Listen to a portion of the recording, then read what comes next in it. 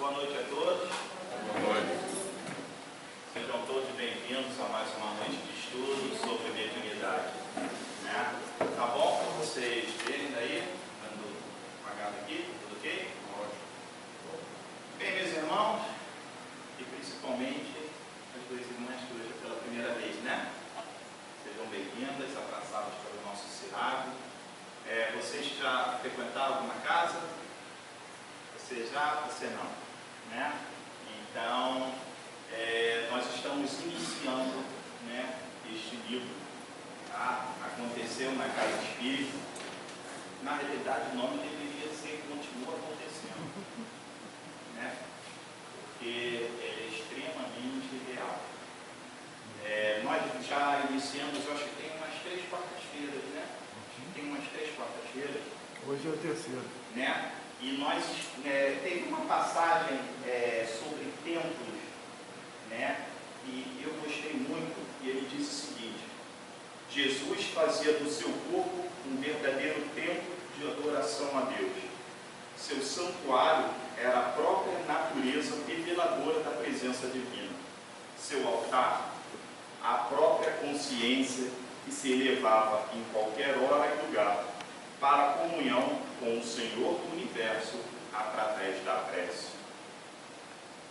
Meus irmãos, em momento nenhum no Evangelho, na Bíblia, nós nunca ouvimos Jesus falar que se quisessem falar com meu Pai, procure a alguém. Jesus nunca falou isso. Então, nós somos templo. Este aqui é um templo físico. Mas nós, filhos de Deus, carne, essa roupagem material que nós utilizamos, nós somos um templo. Então, como eu faço para me conectar com Deus? Eu não consigo fazer o Pai Nosso, porque eu me perco. Não consigo fazer a Ave Maria, nenhuma oração, eu não consigo decorar. Não precisa. Oração é se conectar. É pensar. Pensou em Deus, abriu seu coração, agradeceu e pediu. É um momento de oração, é um momento sublime de conexão. Nesse capítulo, nessa parte de templos também, ele nos coloca uma observação em relação à riqueza da construção do templo físico. Nós estamos aqui agradecendo e adorando a Deus Pai, seguindo o exemplo, tendo como Jesus o Cristo, que significa mestre, modelo e guia, e era um carpinteiro. Como é que eu posso seguir o carpinteiro num templo dourado? Precisamos ter tudo aquilo que nos dê um conforto. Ninguém conseguiria ficar hoje aqui sem ventilador. Ninguém conseguiria ficar aqui 1 hora sentado num banco de madeira muito rude. Isso depende da simplicidade. Já foi assim, tá? Os bancos que estão lá em cima já estiveram aqui. Então, as coisas foram, graças a Deus, evoluindo, e a gente consegue hoje estar com as cadeiras um pouco mais confortáveis. Quem sabe daqui a algum tempo está climatizado com uma cadeira um pouco melhor, para quem sofre de coluna, para todos aqueles que trabalharam ao longo do dia. Mas é a simplicidade. O verdadeiro exemplo de Jesus é a simplicidade. E se nós pararmos para pensar, pelo menos comigo já aconteceu. A gente está na rua, se a gente precisa ter uma informação, ver uma loja, se você tem uma loja de porta fechada, por causa de um ar-condicionado, você às vezes fica assim: eu não vou comprar nada. Será que eu vou entrar ali? Você me... E é basicamente isso. O luxo, muitas das vezes, pode afastar o humilde, porque ele não se sente à vontade de estar. Então essa é a mensagem de hoje. Na semana passada, a Elvira começou aconselhando o médico. Para você, que é a primeira vez que vem, vou te contar algo. Sabia que você é médico? Todos nós somos médicos, com grau de ostensividade. Tem a ostensividade maior. ver, ouvir, psicografar e orar. Outros, a intuição. Em algum momento da vida você está lá e fala, eu não sei não, acho que eu vou levar o trabalho que essa professora vai me pedir hoje. Aí você prepara, leva e a professora fala, seu trabalho. Nossa, parece que eu estava adivinhando. Você não adivinha? Aquele no seu intuição, como todos nós temos. Então, esse conselho é para todos nós. Óbvio que ele está se dirigindo à reunião de na semana passada, ia se iniciar o trabalho. Após o estudo, aqui mais ou menos por volta de 10 para as 8 horas, é feito o trabalho de passe. Não é obrigatório, mas aconselhável. Quando se termina o passe, alguns de vocês já foram convidados ou são participantes do trabalho mediúnico, do desenvolvimento mediúnico que é feito nas quartas-feiras, que é basicamente o trabalho em que ele estava se referindo. E é iniciar o trabalho mediúnico e com a permissão do mentor, o irmão entrou em desdobramento.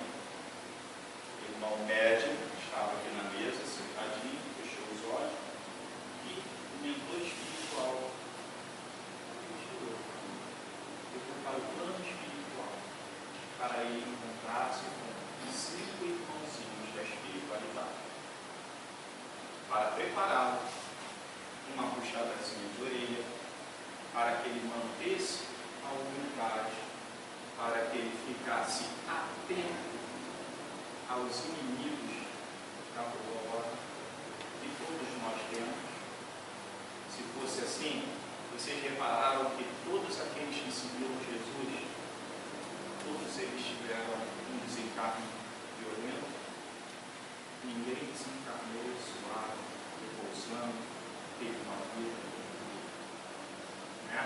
Então ele vem colocá-lo, se prepare, porque você vai passar a mensagem com pessoas que vão perguntar sobre entes desencarnados, e pessoas perguntar sobre encarnação. Então esteja preparado para tudo isso. Cuidado com a vaidade. Você ainda está muito irritado, o seu trabalho ainda não é do nível que a gente precisa. Então, esse aconselhando médium, este livro basicamente é para todos nós, frequentadores da casa espírita. Nós vamos ver ao longo desse livro situações em que algumas vezes nós vamos nos encontrar. Eu não vou hoje porque estou cansado, está chovendo, ou eu vou lá e eu tenho, poxa, eu não gosto do Irecê, ele fica brincando muito, eu não gosto do Luiz, eu nem vou porque eu não. E a gente começa a criar situações e obstáculos, arranjar problemas no ambiente religioso. Infelizmente isso é normal. Nós vivemos em sociedade, nós temos hoje aqui 25 pessoas, 28, 20, e cada um tem uma ideia, cada um tem um gosto, cada um tem uma simpatia. Mas não podemos esquecer que estamos num tempo religioso. E o que prega o Evangelho é a paciência, a prática da caridade e do amor. Mas muitas das vezes a gente sente o nosso orgulho arranhado. O meu trabalho, por que ninguém elogiou? Por que botaram a minha palestra lá no final do mês? Por que botaram o meu estudo lá no final do ano? Por que não comentaram sobre o meu estudo? Por que logo no meu deu problema e eu não fui lá pro Instagram, né? Por que o meu não foi no YouTube? Por que o meu não foi para o YouTube? Vocês podem, tá? Se vocês quiserem assistir as palestras, elas estão no canal do SEAB no YouTube, tá? Vocês vão observar. Então, hoje, dando continuidade, vou fechar esse tópico do aconselhamento médico, que é os mentores, os 5 irmãozinhos da espiritualidade, mais evoluído do que o irmão, que está encarnado, aconselhando e conversando com ele sobre a postura que ele deve ter no desenvolvimento dos trabalhos.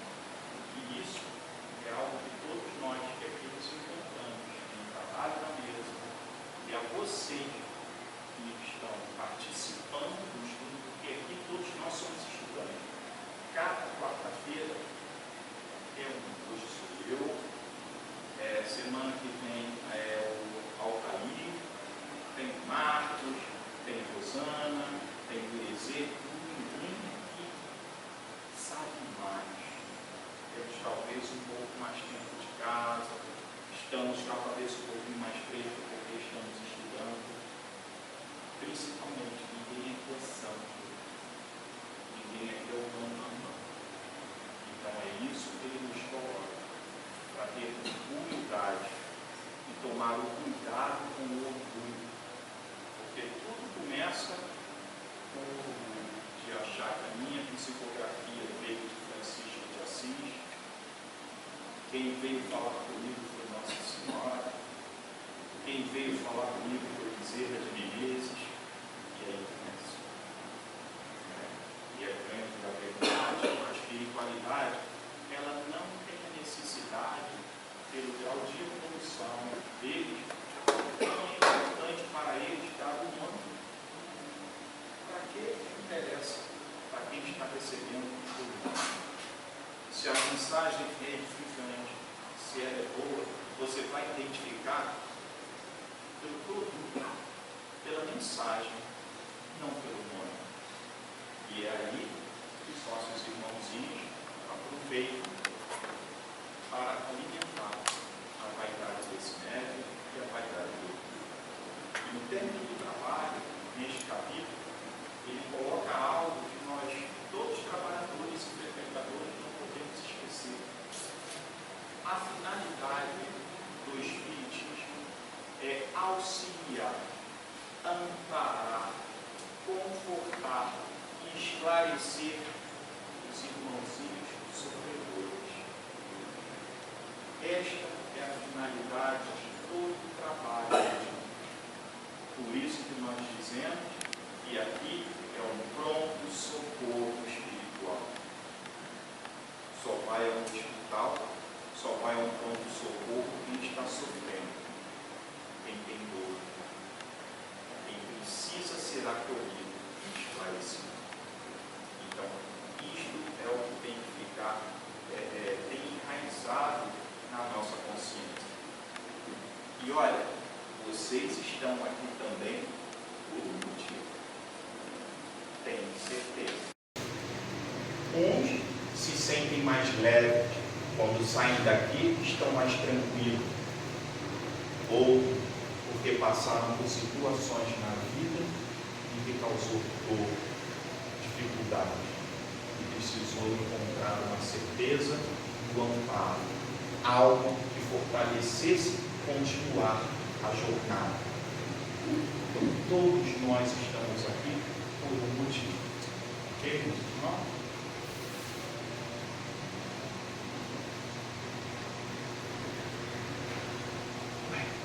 Começou. Entretanto, não esperes ter como orientadores grandes nomes.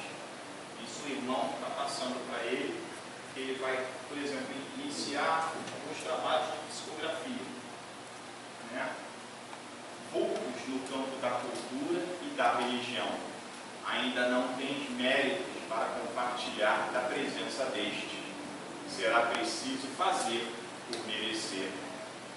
Haveremos ainda por longo tempo de permanecermos no anonimato, experimentando-te, observando se consegues materializar na terra o que propuseste na vida maior, sem que te desvies. Ou seja, o irmãozinho encarnado, quando ele estava lá na espiritualidade, ele se propôs colocar no plano reencarnatório dele: eu quero vir médium e eu vou trabalhar. Ele pediu. O irmão está lançando ali. Então, o Espiritismo, ele nos traz algo que ele é reconhecido como consolador. Por mais doloroso que sejam as dificuldades, as dores, as perdas, na grande maioria das vezes, nós concordamos em passar. Eu também já fiz essa pergunta: caramba, será que eu contei? Será que eu acreditava que eu era tão forte assim?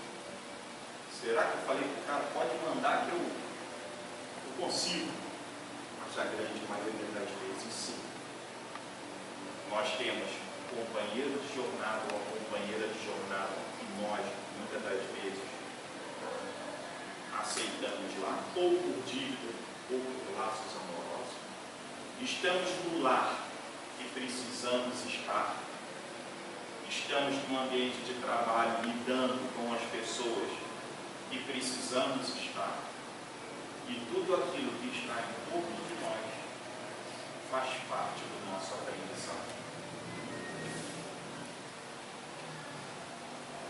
serás tentado nas tuas tendências e dificuldades mais íntimas pelos adversários da causa cristã inúmeras vezes, mas a providência divina te concedeu os livros da codificação para que suportes e vença o estudo, né? Todos nós sabemos que o Espiritismo a gente precisa estudar, ler. É provável que por vezes te sintas sozinho no ideal que abraçaste. Todavia, não te detenhas em sentimentos de autopiedade. Ergue a fronte e continue caminhando. De todas as mensagens do Evangelho, Cristo, ele sempre nos coloca tudo passa. A necessidade de continuar. Porque se nós pararmos, nós vamos adoecer. Se nós pararmos, nós não vamos conseguir cumprir tudo aquilo que do outro lado nós nos propusemos a fazer. Se nós pararmos, nós não vamos conseguir nos desenvolver. Uma criança, quando vai para a escola e ela no terceiro ano ela acha que fração é difícil e para de estudar, ela não vai aprender matemática. Ela dificilmente vai conseguir interpretar um texto. Como será a vida dessa criança? A nível de emprego, futuro? Como ela vai conseguir viver em sociedade se ela não sabe ler? Muito mais difícil. Vocês já ouviram a frase que nós estamos numa escola terrena. Tudo isso faz parte para o nosso aprendizado. Enquanto trabalhares no bem, estaremos te sustentando. Nossas almas se cruzaram na poeira dos primeiros séculos da era cristã e se ligaram na noite escura dos orgulhosos sacerdotes da Igreja Romana. Assim, ainda tens muito para recompor, reconduzir ao bem aqueles que a tua inteligência vaidosa desviou das verdades espirituais. Ou seja, os laços desses irmãos vieram de uma outra encarnação, provavelmente com líderes religiosos, né? E ele vincula as pessoas que vão chegar até ele, propondo dificuldade, porque vão lidar com ele. Todas essas pessoas já estiveram com ele em laços em outra vida, e ele as desvirtua. Então nada mais justo do que desta próxima que esses irmãos venham a lhe perguntar, a obter alguma informação, para que tenha êxito na tarefa de intercambiar os espíritos. É condição essencial que jamais te envolva com o comércio das forças psíquicas, esforçando-te na reforma íntima. Ouça sempre tua mente, ocupa sempre tua mente com pensamentos produtivos. Filia-te às obras assistenciais, consolidando na terra com o próprio exemplo as mensagens do céu sobre a caridade. Como eu costumo falar, nós somos o que pensamos. Se nós mudarmos de sintonia, se a gente pensar besteira, se a gente pensar negativamente, a gente atrai. Nós somos antena. E é o que ele coloca ali. Mas, gente, é muito difícil. É muito difícil a gente conseguir equilibrar os pensamentos. Tá? É difícil. Aí é onde ele diz: ocupa, trabalho, assistência, ajuda, amparo. Mente vazia, a vovó já dizia, oficina. Então, vamos ocupar. Se você parar, sentar, se fechar num quarto, ficar no telefone, ficar no computador, uma hora aquilo vem. Então, ocupa, trabalho, auxilie ao próximo.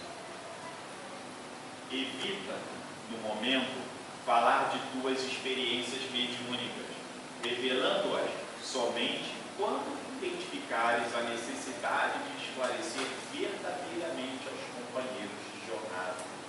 Mesmo assim, acima dos exemplos pessoais deve estar a doutrina espírita.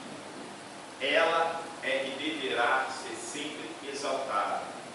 Se discreto o quanto puderes, trabalha assiduamente louvando ao Senhor. Médico, não é você está transmitindo. Nós somos instrumentos desequilibrados, desregulados. A mensagem é do outro lado para cá. Não sou eu que mandei, que espei a mensagem. Eu só a recebi. Eu não devo receber os louros, nem achar que eu sou especial, porque eu fiz uma mensagem linda. Não. O irmãozinho me utilizou como instrumento para passar uma mensagem edificante para que aquilo sirva de força, de inspiração, de auxílio para o irmão que está ouvindo. Cuidado, meu irmão, em você dizer que você é, eu sou. A doutrina é consoladora. A doutrina é esclarecedora. Nós somos estudantes. E é isso que ele coloca. Louvar a Deus, colocar a doutrina acima de tudo. Não o médico. Olha, chegou eu, hein? Hoje, acho que eu estou vendo aí, ó, Bezerra de Menezes vai mandar uma mensagem aqui. Então, esse é o recado para todos os trabalhadores que somos nós. Cuidado para não se colocar à frente de algo, né, muito maior. E se porventura a vida te lançar pedras, suporta pacientemente, lembrando que os primeiros mártires do cristianismo, dos quais ainda estamos bem longe, não recusaram a oportunidade para testemunhar. Enfrentando pelo nome de Cristo, humilhações e dores.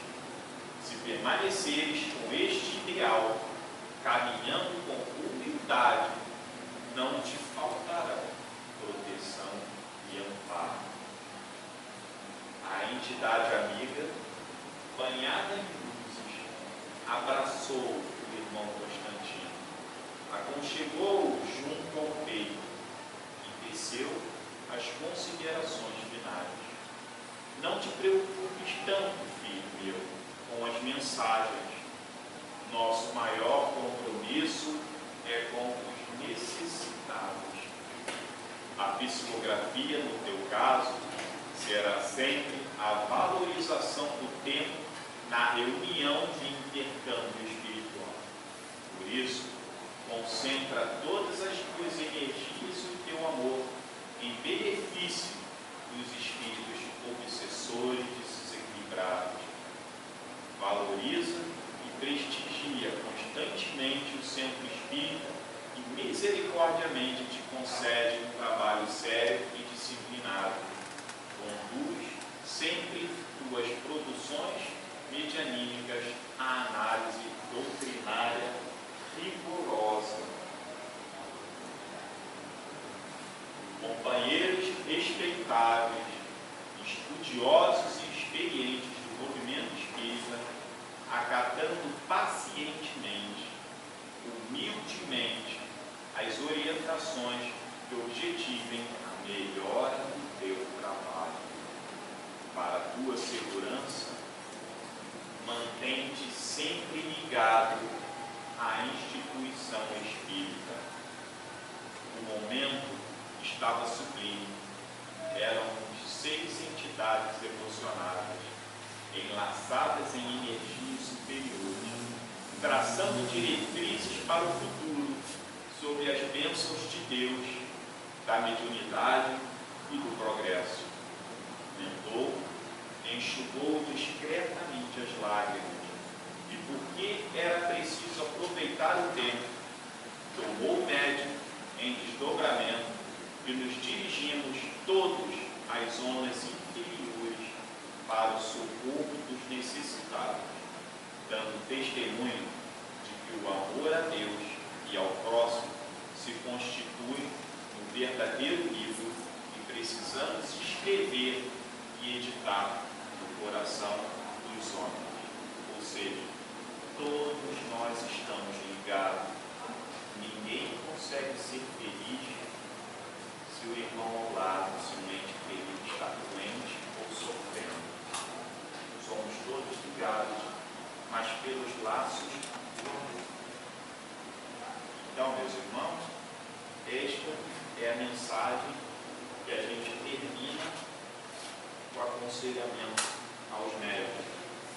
Na semana que vem, começa o capítulo das reuniões das sociedades espíritas. Se alguém gostaria de fazer uma pergunta, um comentário, se souber. Um reforço do próximo ano, que vai ter em fevereiro, para as pessoas que Sim.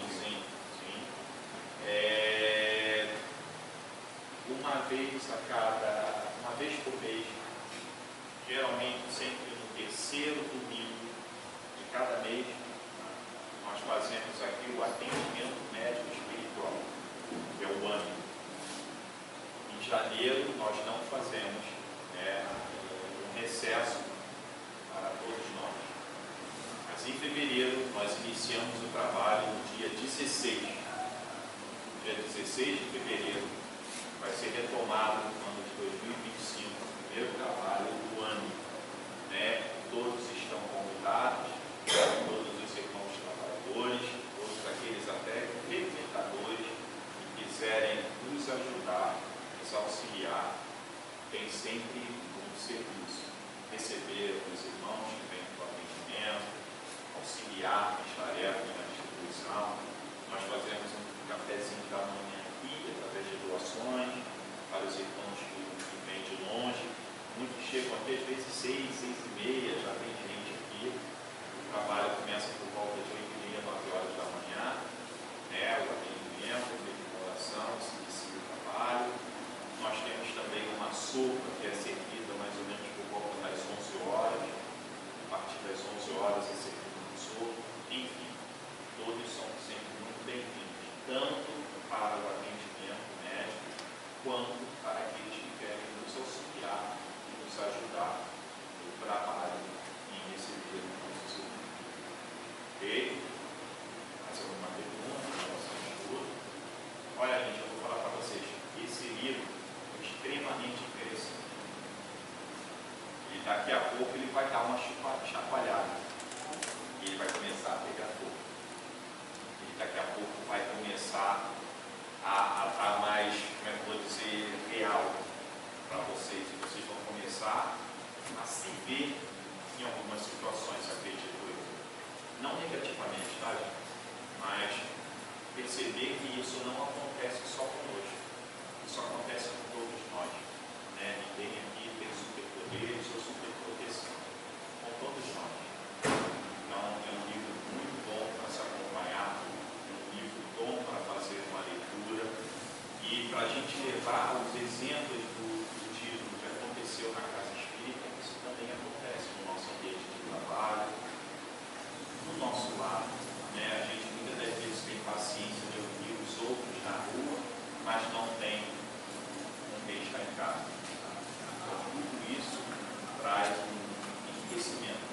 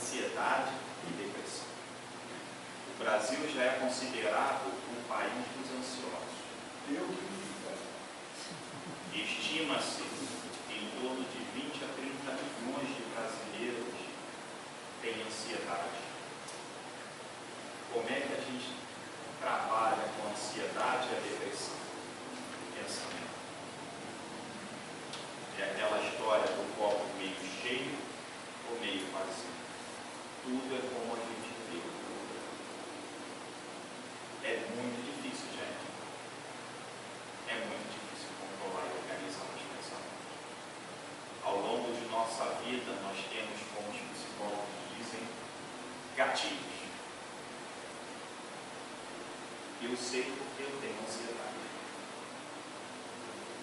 E eu falo para vocês controlar o pensamento, organizar o pensamento, e é difícil.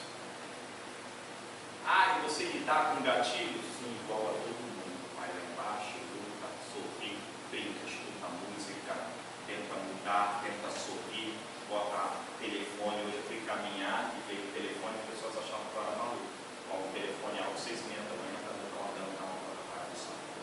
Porque é orgânico, o pensamento vem, você libera algumas enzimas, toxinas, eu não sei o nome, eu não sou médico, e aquilo te deixa para baixo, enjoado, você perde a fome, você fica prostrado. E como é que você combate isso?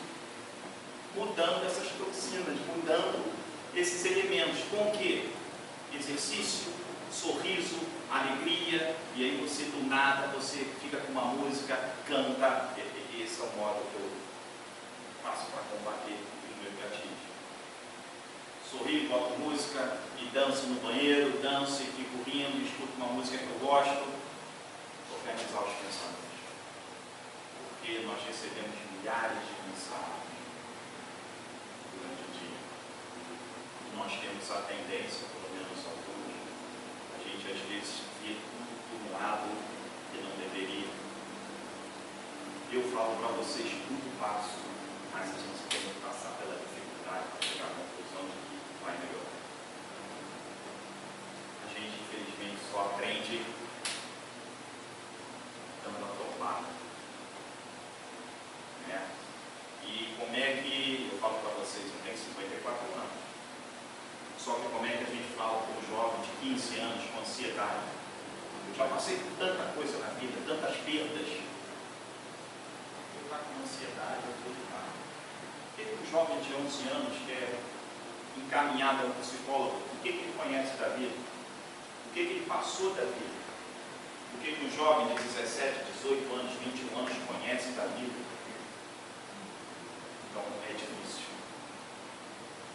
Então, a doença do certo, e olha, vai perdurar muito tempo, porque nós temos essa dificuldade. E aí, tem algumas interpretações, porque já se dizem que no futuro, basta a gente pensar que nós vamos nos comunicar com o nosso ente querido que está do outro lado. Vai ser muito mais fácil essa conexão. Será que já não é um processo? Será que todas essas informações, todas essas energias, tudo isso que nós estamos captando, já não é um processo de desenvolvimento para que no futuro a gente possa se conectar com muito mais facilidade com o outro? Eu prefiro pensar assim. Eu prefiro pensar positivo. Porque a minha geração, né, a gente lidava com o psicólogo. Eu cheguei uma vez e falava: o dia que eu não souber resolver os meus problemas, eu vou fazer psicólogo. Hoje eu faço. E sinto bem. Porque a minha geração é extremamente preconceituosa. Nós somos homens, nós somos criados para enfrentar o mundo. 12 anos, pegava o ônibus da CTC, ia para a escola com a minha irmã menor e criar. Hoje, não existe fraqueza, é vulnerabilidade. E todos nós temos a nossa. A forma como cada um lidar com ela é o que diferencia até onde nós vamos. E até onde. Então precisamos entender que o pensamento, ele nos levanta, ele nos faz dar, ele nos faz crescer, mas o pensamento também nos faz deixar, nos faz desistir, nos faz tentar abandonar. E nós precisamos ter neste momento, acima de tudo, o conhecimento, a concepção do Espírito e nos dar de continuar, de que vai passar, de eu saber. E é um momento, eu já passei por ele, e eu daqui a algum tempo eu vou estar bem de novo.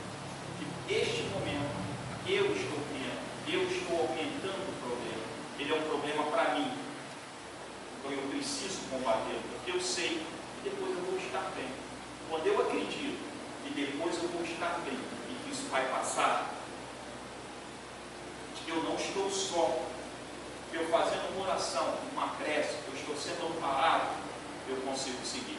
Quando eu penso que tudo dá errado, por que só acontece isso comigo? Por que com meus coleguinhas tudo dá certo comigo, tudo dá errado? Deus não gosta de mim. Por que acontece? E aí, é o que na leitura dele, a autopiedade.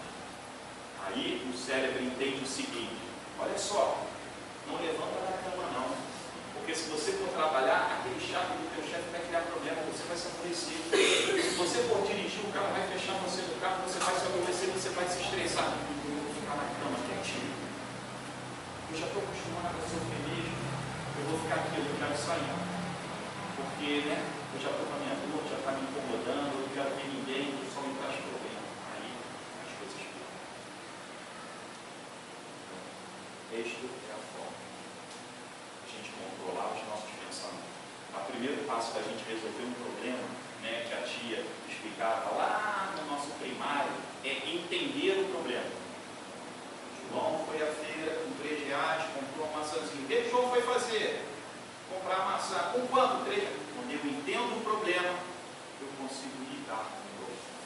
Quando eu entendo que ele é momentâneo, que é um gatilho, que é algo deste momento, que eu consigo lidar e seguir, eu digo.